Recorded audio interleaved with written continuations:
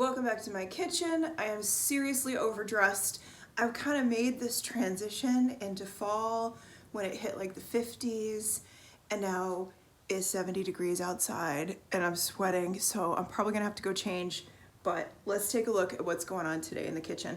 So my herb rack that I dry herbs on, I'm about to go harvest a ton of herbs. Mint, possibly some more sage, but I might have enough. Maybe some lemon balm. There's a ton of parsley. I might dry some of that. I don't know. I'll just see what else is out there. But for the most part, I have the majority of my herbs either already jarred or that were dried on the drying rack, and now I need to put into jars. So the system I do, and this is just very simple, is first I move the two chairs that allow the cat to come up on the island. So we do that first. Clean off the island, and then I lay down towels and I group my herbs into their little, respective bunches, groupings. And then I just get my jars out. I like to use these wide mouth quart mason jars for the herbs because, it's just much easier to get your hand in there. This morning I already got the flowers that were on the dehydrator. That's really pretty, isn't it?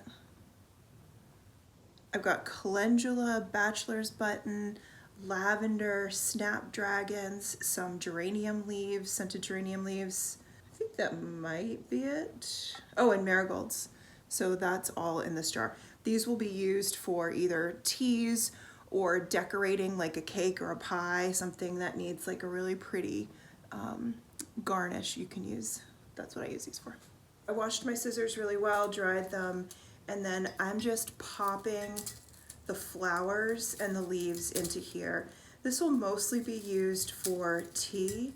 If you were doing a tincture, you could just use fresh calendula and you could chop up even the stems in there. I don't really find the stems as important for the tea, but I think if you're doing the tincture, it's fine to have those stems in there. I don't know if it's a greater benefit or not, but so when I dry these herbs, all I do is I take a bunch and I put a rubber band around it, and then I hang it on my drying rack, which is basically those little mug holders.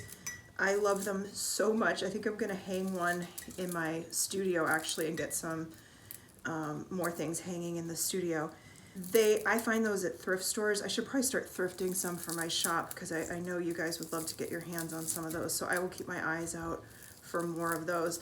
I have one at the New Hampshire Airbnb where I keep some of the mugs on the wall. I have one downstairs in the apartment where I keep some of the mugs on the wall. I have mine up here for drying, and I have another one that I'm gonna hang in the studio. So, all right, so this is as simple as it is. I'm just gonna keep going. Look how pretty.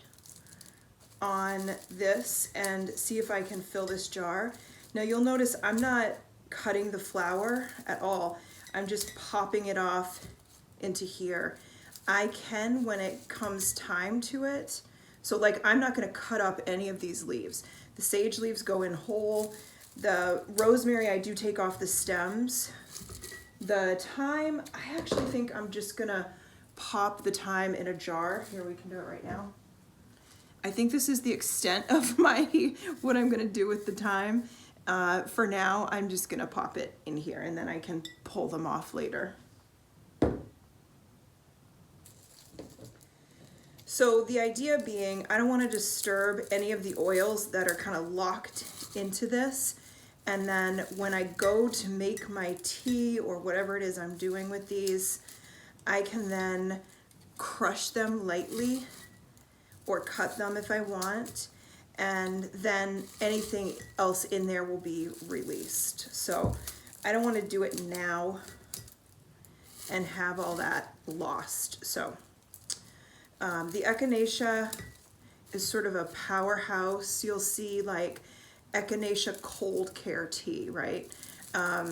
Because I don't do tinctures, at least at this point in my life, I don't do tinctures because it requires buying a pretty strong vodka, and I'm sober and I just don't really want alcohol in the house.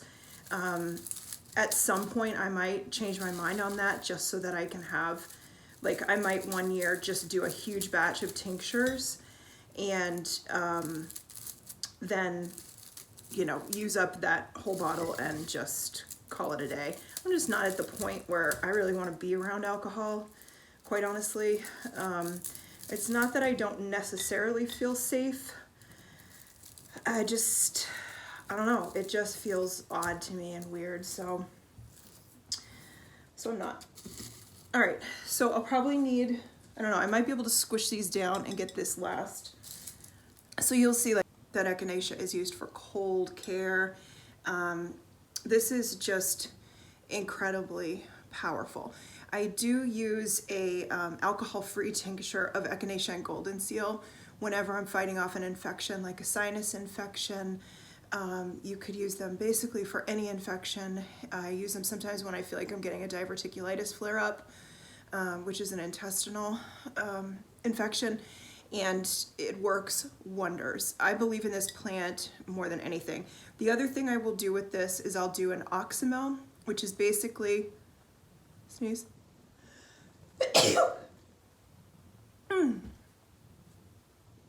Good sneeze. So the oxymel is, let me grab mine. It's the same idea as fire cider. It's half apple cider, raw apple cider vinegar and half honey. I've already taken some out of this jar. This is echinacea, ginger, sage, mountain mint, rosemary, and lemon balm. I can't handle fire cider. It makes me want to vomit. So this is my way around that. And because echinacea is such a powerhouse, and so is sage and ginger and rosemary, all those wonderful things, I'm probably gonna do one with thyme as well soon. So I'm just gonna, this is pretty much ready to go. It's been in here for quite a while. I didn't write the date on it because I forget to do that all the time. But this will get strained out, put into a jar, and then we just take tablespoons of this whenever we're feeling like maybe something's coming on, or we've heard somebody else in the house has a cold, or we just have like a little tickle in the throat, then we'll grab that. So all this echinacea that I have, I can do another oxymel when we need it, if we need it. But it does take a little while, so you do have to plan ahead for these. Let me give you a little tour of what I have. I have yarrow for the flowers. As you can see, I've already stripped off the leaves and I have those in a separate jar. The yarrow will also be for, mostly for teas. I pop in a little piece, kind of like this, if I'm doing a huge quart of tea. It does add a little bitterness, but I like that. I really do like that.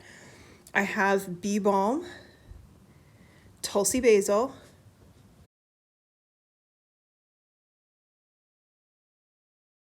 I'm not sure what this is, rosemary, some marjoram, and then a bunch of sage.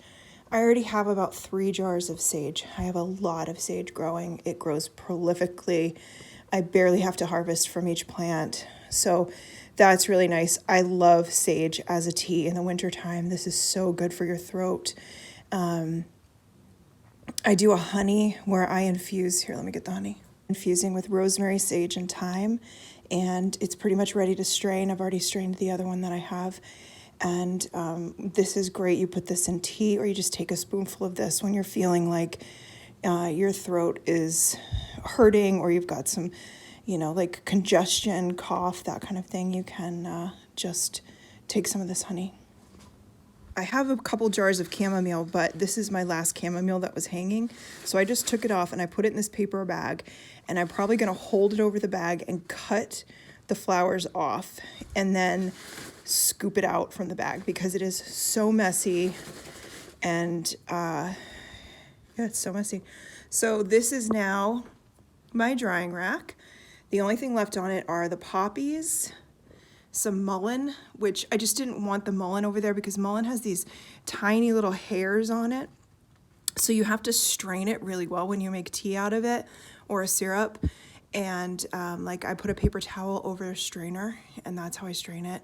So I just didn't want any of those hairs in any of those other herbs because those hairs can be irritating to the throat.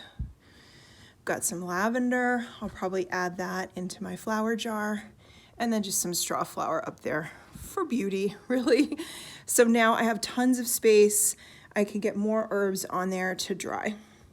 Now this in the windowsill, this yarrow, I have 2 of them here. Those are for the wreaths. So the yarrow was starting to turn, and get dry. So I just went ahead and took a ton of it out there so I could get a second flush of yarrow. Didn't really work, but I tried. And I'm going to use that on a wreath.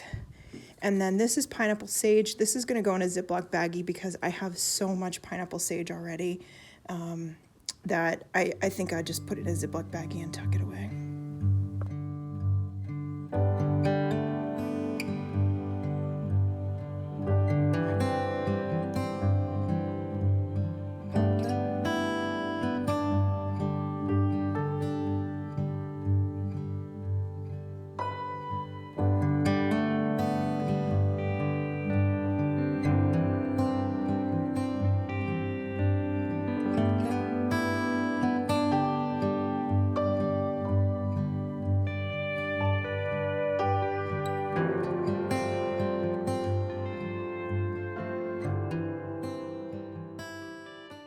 And then once I get my jars filled, I just go ahead and write what it is, the year, and then if there's any other special information, like did I harvest this on a full moon, on a new moon, you know, is there anything that was like special about it? And usually if there is, I'll put that on the tag.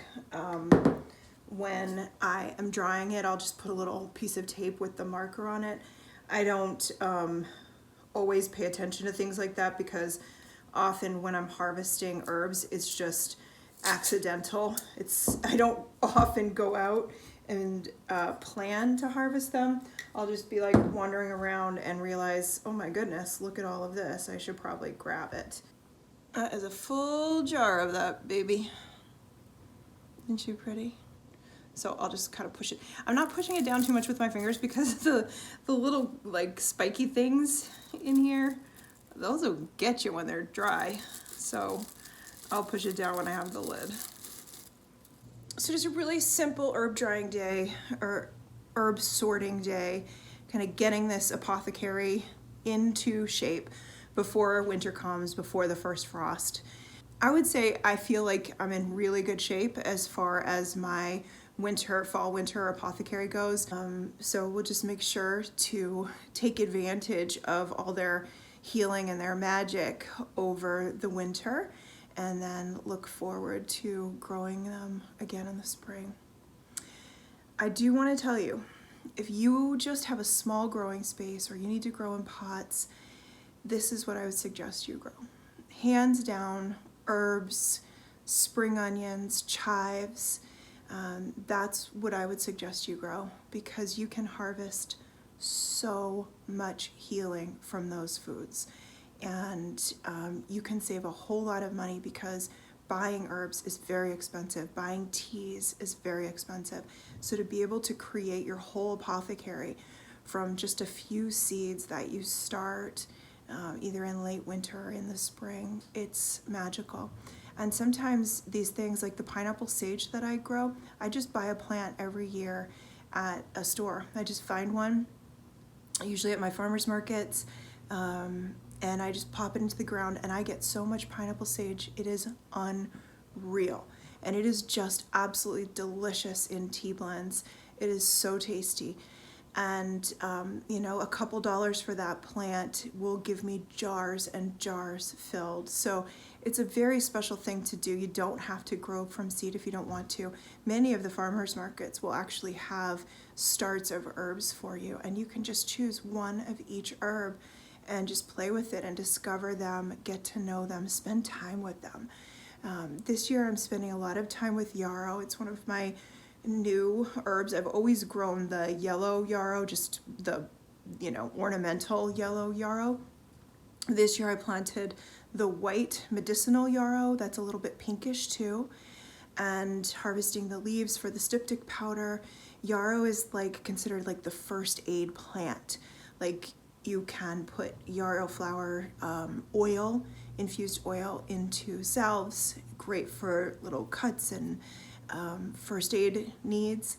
And I really like it in tea. It is a very bitter plant, so I actually put the leaves and the flowers in my tea, and I think that it is incredible for helping with my digestion and I have a very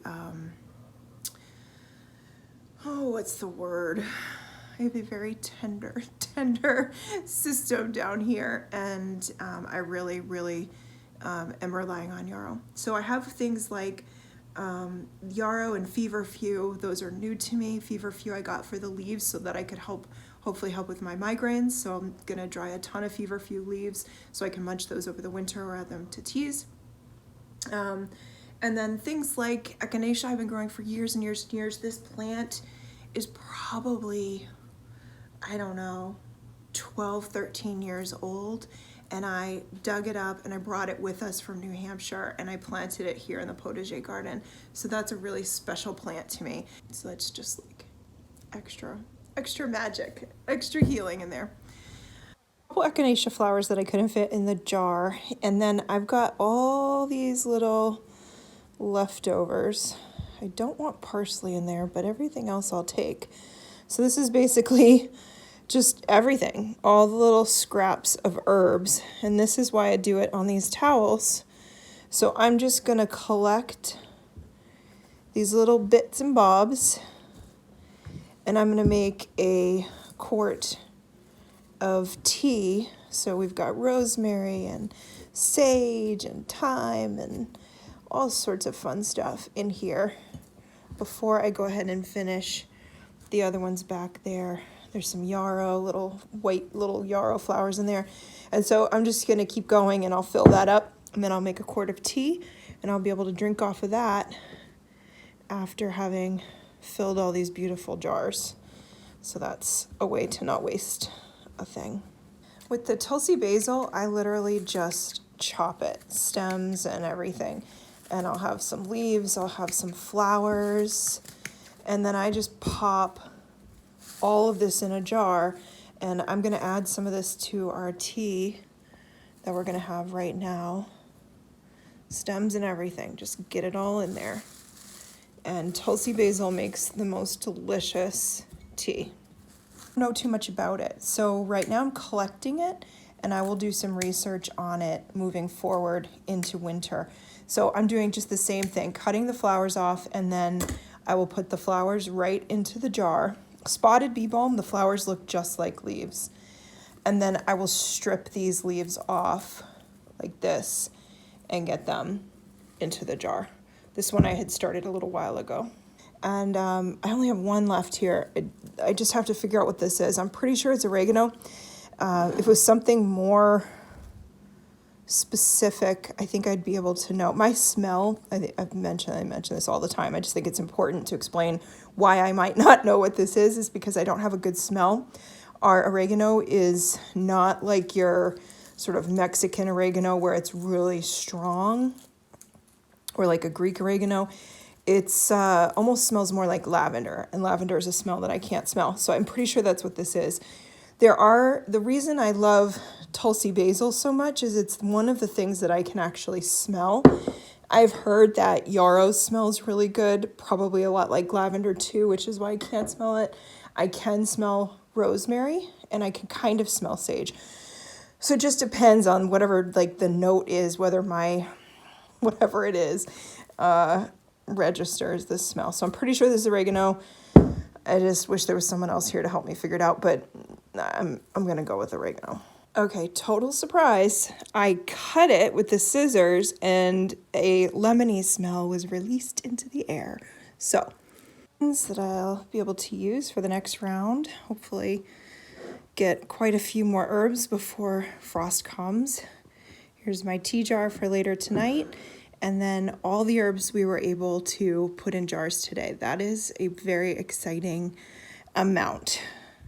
All right, well, thank you for drawing up these herbs with me. I hope this inspires you to think about what kind of herbs that you might want to grow next year, what are perennial in your area so that's something that will come back for you year after year after year. And also, what are your needs? Like, you know, are you having trouble sleeping? Do you struggle with winding down at the end of the night? Or is your nervous system frazzled? Grow lemon balm. Grow lemon balm. Like, that's your plant. That plant will just wrap you like a warm blanket and just like a weighted blanket. That's like a nervous system tonic. It will just, oh, Sometimes all you have to do is smell it. I was drinking lemon balm tea like all day long, and I was like, why am I so sleepy and calm? Yeah, I switched. I'm not drinking it all day long anymore. But so get to know the plants, get to know what it is that you need, and then seek out that plant and get that plant planted for yourself. All right, thanks for being here. Appreciate you.